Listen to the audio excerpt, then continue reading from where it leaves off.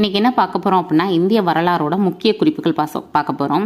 மெசபடோமியா நாகரிகம் 3500லேருந்து 2000 வரைக்கும் இருந்திருக்கு. சரியா? சிந்துவெளி நாகரிகம் 3300லேருந்து 1900 வரைக்கும் இருந்திருக்கு. எகிப்து நாகரிகம் 3100லேருந்து 1100 வரைக்கும் இருந்திருக்கு.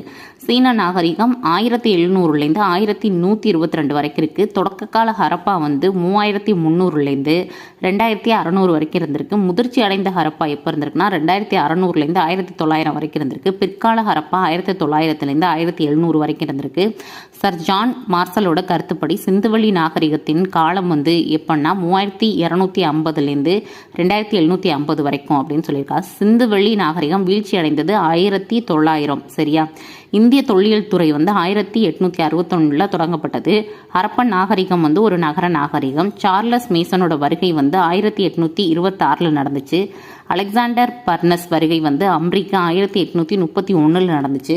அலெக்சாண்டர் கன்னிகாம் தான் முதல் தொல்லியல் துறை இயக்குனர். ஹரப்பா அகழாய்வு சர் ஜான் மார்சல் 1921 நடத்தினாரு.